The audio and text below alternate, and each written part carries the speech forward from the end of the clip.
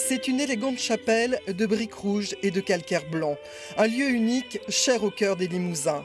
Arliquet, sanctuaire voué à la Vierge des Douleurs, une fontaine à dévotion existait ici dès le Moyen-Âge. L'origine, c'est précisément cette fontaine à dévotion qu'on a voulu christianiser. Et une légende raconte qu'un ermite aurait sculpté une image de la Vierge.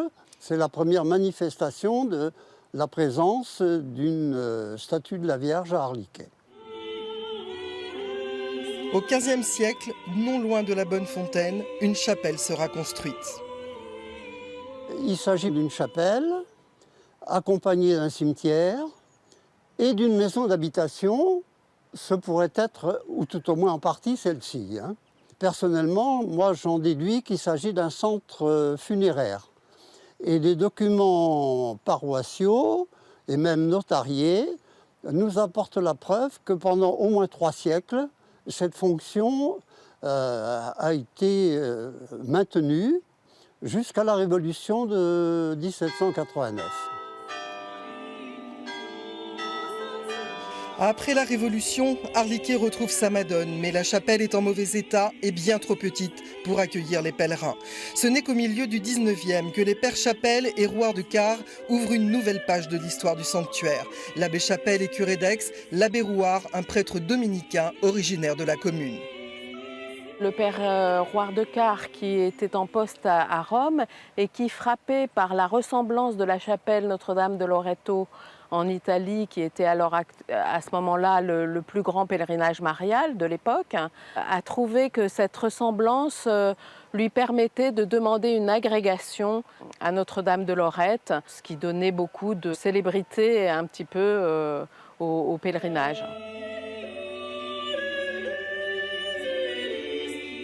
Notre dominicain a obtenu satisfaction et le curé d'Aix s'est trouvé nanti, on peut dire, d'un privilège exceptionnel concernant l'ancienne chapelle d'Arliquet.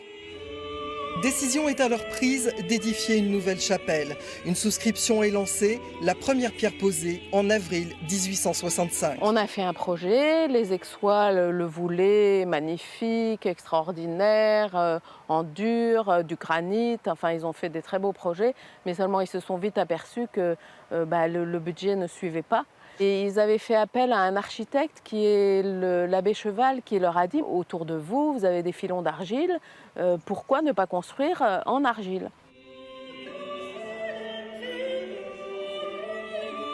Alors on ne savait pas construire en briques, en Limousin. On a fait appel aux ouvriers et aux techniques de savoir-faire du nord de la France et de la Belgique pour construire des fours sur place.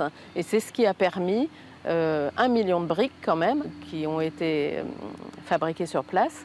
Et donc c'est ce qui a permis l'édification de Notre-Dame d'Arliquet. Le 8 décembre 1868, la Vierge prend possession de sa nouvelle demeure et en septembre 92, 25 000 fidèles assistent à son couronnement.